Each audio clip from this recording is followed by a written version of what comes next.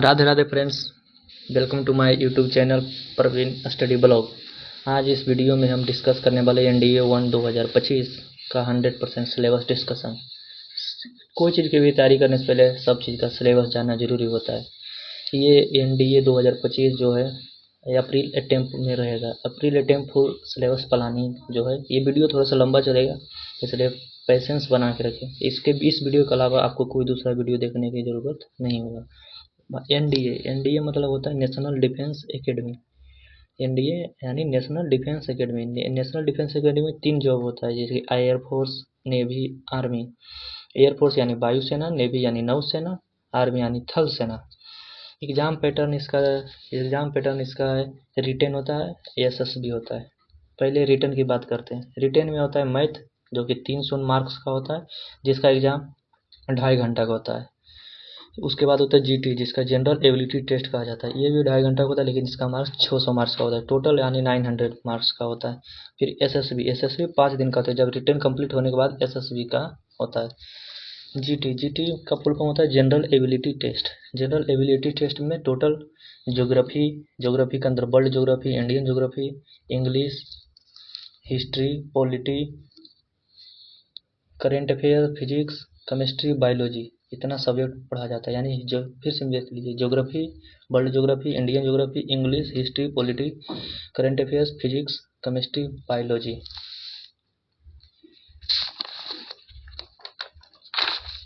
अब हम math syllabus का डिस्कशन करते हैं। मैथ सिलेबस में होता है बेसिक मैथ, तो जानना जरूरी होता है, जो कि 11 12 जो भी बेसिक मैथ। फिर होता है लघु लोगरिथम, जिसको लघु गुणक कहते हैं, एलजेब्रा, फिर त्रिकोणमिति जो कि इनवर्स त्रिकोणमिति। इतना सिलेबस है, जो कि 12th क्लास का 11 12 दोनों मिक्स होता है। सीक्वेंस सीरीज, अनुक्रम एवं श्रृंखला, क्वाड्रेटिक इक्वेशन, द्विघातीय समीकरण, कॉम्प्लेक्स नंबर, सम्मिश्र संख्या, बाइनोमियल थ्योरम, द्विपद प्रमेय, परम्यूटेशन एंड कॉम्बिनेशन, क्रम परिवर्तन और संयोजन, मैट्रिक्स, डिटर्मिनेंट, अवयव, जो कि 12th का है, सेट्स, रिलेशन एंड फंक्शन, समुच्चय, संबंध और फलन, प्रोबेबिलिटी, पर्याप्तता, लिमिट्स, सीमाएं, लिमिट्स का हिंदी सीमाएं होता है, कंटिन्यूटी, निरंतरता, डिफरेंशियलिटी एंड डिफरेंशिएशन, अवकलन, इंटीग्रेशन, समाकलन। टोटल 1 2 3 4 5 6 7 8 9 10 11 12 13 14 15 16 इधर 16 चैप्टर इधर है। उसके बाद स्ट्रेट लाइन, फिर सर्कल, फिर वेक्टर। इसलिए अभी तक इतना मैथ का 16 17 18 19 टोटल 19 चैप्टर, लगभग 19 चैप्टर ही होता है मैथ का। इसको कंप्लीट करना अनिवार्य होता है, लगभग इसी से मैथ होता है। क्योंकि एनडीए का 300 नंबर 300 नंबर मार्क्स का अकेले एक मैथ होता है, इसलिए इसका मुख्य रूल होता है मैथ से ही बनता है। इसलिए अभी तक मेरे चैनल को सब्सक्राइब नहीं किया तो चैनल को सब्सक्राइब करें, Praveen study blogs, more information के लिए। हम भी एनडीए की तैयारी कर रहे हैं, हम भी 2025 की तैयारी कर रहे हैं, इसलिए दोनों सब मिलकर साथ में तैयारी करते हैं, इसलिए चैनल को सब्सक्राइब करें। नेक्स्ट ज्योग्राफी का डिस्कशन कर रहे हैं। ज्योग्राफी में 2 पार्ट बताए थे, एक वर्ल्ड ज्योग्राफी, एक इंडियन ज्योग्राफी। वर्ल्ड ज्योग्राफी में लगभग 10 से 12 क्वेश्चन आता होगा, 12 से 14 क्वेश्चन वर्ल्ड ज्योग्राफी में आता है। इसलिए मैथ के बाद ज़्यादा ज्योग्राफी पर दिया जाता है। मैथ ज्योग्राफी पहले चैप्टर में भूगोल एवं सामान्य परिचय, भूगोल एवं सामान्य परिचय। दूसरा चैप्टर का नाम है ब्रह्मांड एवं सौरमंडल, यूनिवर्स एंड सोलर सिस्टम। तीसरा पृथ्वी की उत्पत्ति एवं विकास, origin of earth and development, earth के बारे में पढ़ा जाता है। चौथा भूभार्गीय समय सारणी, geological time scale. Fifth number पृथ्वी की गतियां, मोशन ऑफ द अर्थ, पृथ्वी की गतियां, motion of the earth. 6 number globe के बारे में पढ़ा जाता है। 7th नंबर पृथ्वी की यांत्रिक संरचना, इंटीरियर ऑफ द अर्थ, पृथ्वी की यांत्रिक संरचना। 8 नंबर भूकंप, सुनामी और ज्वालामुखी, earthquake, tsunami and volcano. 9th number महाद्वीपीय व महासागरीय संचलन, continental and oceanic movement. 10th number पृथ्वी में बल, forces in earth. 11th number भू आकृतियाँ लैंडफॉर्म्स। 12th नंबर चट्टान रॉक्स। 13 नंबर में विश्व में मृदा सॉइल इन वर्ल्ड। 14 नंबर में वायुमंडल एटमॉस्फेयर। 15 नंबर वायु दाब एवं पवन एयर प्रेशर एंड विंड्स। आप इस वीडियो में बने रहिए, आगे बताएंगे कि ये सारा आपको नोट्स कहाँ पे मिलेगा। ये सारा आपका पीडीएफ आपको प्रोवाइड किया चला जाएगा, इसलिए पीडीएफ को डाउनलोड करके आप आराम से लिख सकते हैं। 16 नंबर में वायु राशियाँ एवं वाताग्रत air masses and fronts. 17 number cyclone tropical and temperate. Cyclone चक्रवात है, जिसको हिंदी में चक्रवात कहा जाता है। 18 नंबर वायुमंडलीय आर्द्रता एवं वर्षण atmosphere humidity and precipitation. 9th number महासागरीय उच्चावच, इसलिए ओशनिक रेडिएक्ट्स। 20 नंबर में महासागरीय तापमान एवं लवणता ओशनिक टेम्परेचर एंड सोलिनिटी। 21 नंबर महासागरीय धाराएं ओशियंस करेंट्स। 22 नंबर ज्वार भट्टा टिक्कल एप्स। 23 नंबर विश्व के जलवायु प्रदेश क्लाइमेट रीजन ऑफ वर्ल्ड। विश्व में कृषि एग्रीकल्चर इन द वर्ल्ड। विश्व में नगरीकरण यूबराइजेशन इन द वर्ल्ड। अभी तक चैनल को सब्सक्राइब नहीं किया तो चैनल को सब्सक्राइब करें, प्रवीण स्टडी ब्लॉग्स को सब्सक्राइब करें। इसमें देखिए वर्ल्ड ज्योग्राफी में टोटल 12 से 14 क्वेश्चन पूछा जाता है, इसलिए इसका महत्व इम्पोर्टेंट है। वर्ल्ड ज्योग्राफी के बाद अब आते हैं इंडियन ज्योग्राफी। वर्ल्ड ज्योग्राफी के बाद आते हैं इंडियन ज्योग्राफी में लगभग 8 से 10 क्वेश्चन पूछा जाता है, इसलिए इसका भी मुख्य अहम भूमिका है इस एग्जाम में। पहला नंबर है सामान्य परिचय, जो कि जरूरी होता है, इंट्रोडक्शन। फिर दूसरा में भूगर्भिक संरचना geological structure of Indian geography. तीसरा नंबर भौतिक प्रदेश फिजिकल रीजन्स। 4 नंबर में जलवायु क्लाइमेट है।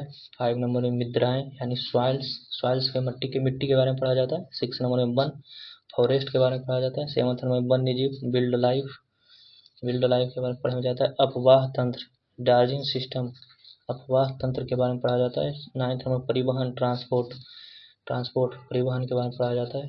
10th नंबर कृषि एग्रीकल्चर, जो कि हम लोग उसी फैमिली से बिलोंग करते हैं, कृषि एग्रीकल्चर। 11th में जनगणना सेंसस। 12 नंबर खनिज मिनरल्स उद्योग। 13 नंबर में इंडस्ट्रीज उद्योग के बारे में पढ़ा जाता है। 14 नंबर ऊर्जा एनर्जी के बारे में पढ़ा जाता है।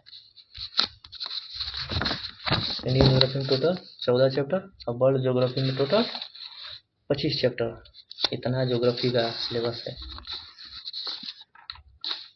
अब आ जाते हैं हिस्ट्री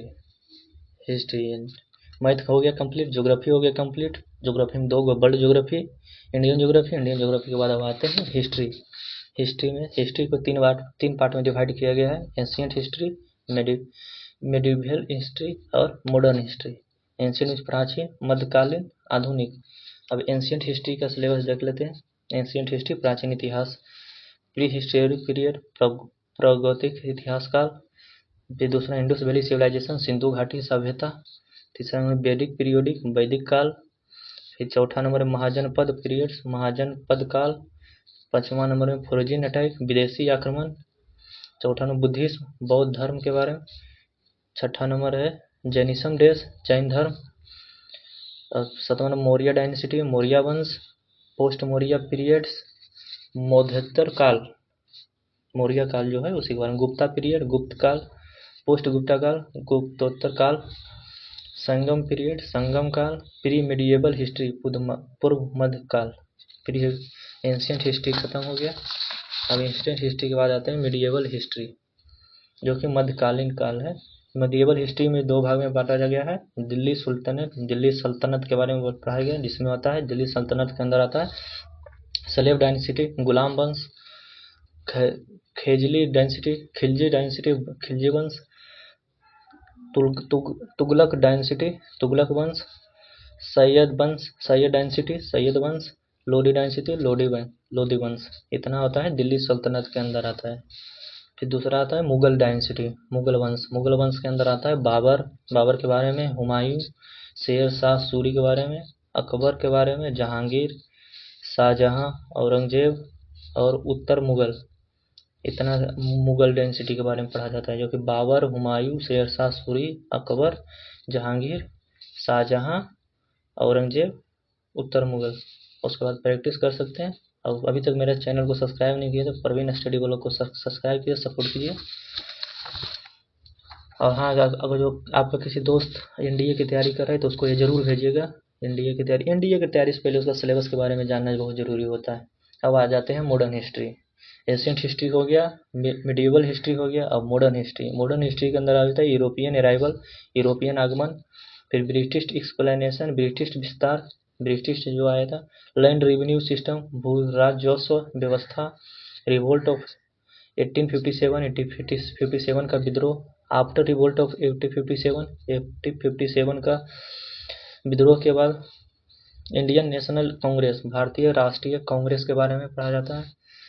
बंगाल विभाजन से होम रूल लीग तक पढ़ा जाता है। गांधीयन इरा, गांधी युग के बारे में पढ़ा जाता है। रिवोल्यूटरी मूवमेंट, क्रांतिकारी आंदोलन, जो कि आंदोलन हुआ आज़ादी के समय, उसके बारे में पढ़ा जाता है। फिर गवर्नर जनरल विक्ट्री के बारे में पढ़ा जाता है। गवर्नर जनरल, वाइसरो, जो कि पहले अंग्रेज के जब शासन था उसी में वाइसरो का पद था। सोशल रिफॉर्म, सामाजिक सुधार के बारे में पढ़ा जाता है। और इस हिस्ट्री की इतना मॉडर्न हिस्ट्री, एंशिएंट हिस्ट्री, उसके बाद कुछ थोड़ा सा आ जाता है दक्षिण भारत का इतिहास, यानी हिस्ट्री ऑफ साउथ इंडिया के इतिहास का थोड़ा बारे में आ जाता है। जैसे चोला डायनेसिटी, चोला वंश, चालुक्य डायनेसिटी, चालुक्य वंश, विजयनगर एम्पायर के बारे में पढ़ा जाता है। हैदराबाद, मैसूर के बारे में पढ़ा जाता है। मराठा एम्पायर के बारे में पढ़ा जाता है। भक्ति एवं सूफी मूवमेंट के बारे में पढ़ा जाता है।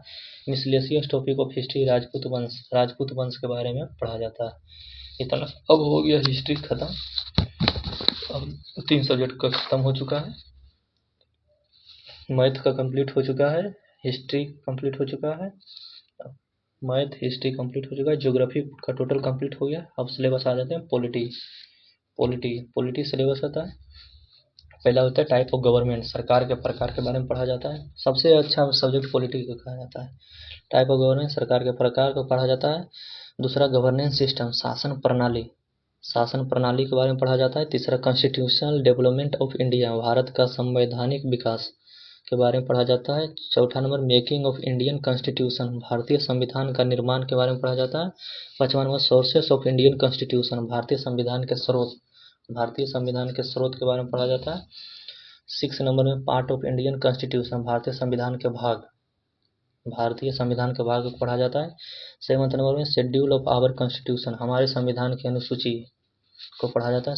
अनुसूची जो होता है कॉन्स्टिट्यूशन का शेड्यूल जो होता है उसके बारे में पढ़ा जाता है।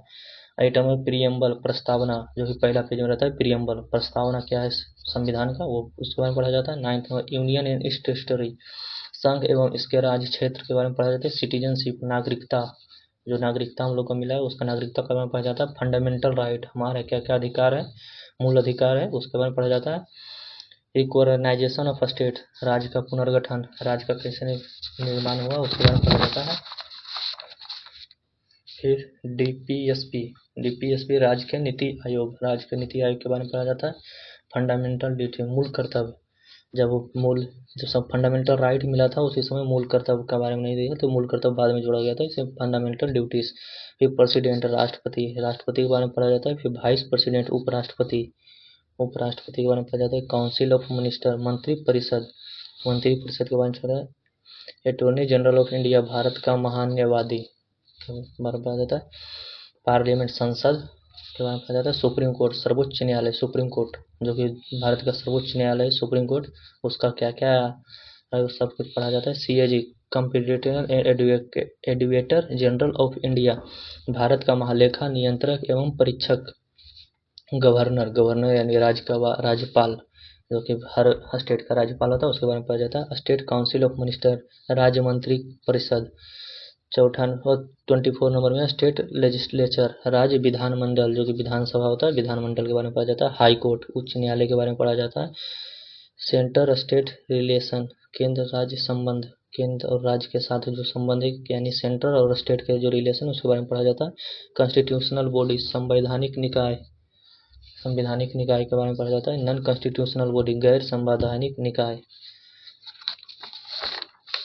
फिर होता है लोकल गवर्नमेंट। लोकल गवर्नमेंट यानी स्थानीय सरकार, स्थानीय सरकार के बारे में पढ़ा जाता है। फिर 30 नंबर में है कॉन्स्टिट्यूशनल अमेंडमेंट एक्ट, संविधान संशोधन। संशोधन संविधान में कैसे कैसे होता है उसके बारे में पढ़ा जाता है। यानी टोटल चैप्टर ऑफ पॉलिटी की टोटल चैप्टर कितना है 30 इन पॉलिटिक्स पढ़ने में इसलिए मजा आता है क्योंकि इसमें संविधान, हमारे संविधान जिस पे कि पूरा देश चलता है उसी के बारे में पढ़ाया जाता है। इसमें पॉलिटिक्स सबसे मस्त चैप्टर लगता है, पढ़ने में मज़ा आ जाता है। अब आगे चलते हैं फिजिक्स सिलेबस। फिजिक्स का है, फिजिक्स सिलेबस में ज़्यादा फिर कुछ नहीं पढ़ना पड़ता है, इसलिए थोड़ा सा ग्राफ के बारे में पढ़ा जाता है। ऑप्टिक्स के बारे में पढ़ा जाता है। ऑप्टिक्स में हुई आ जाता है ह्यूमन आइस लेंस,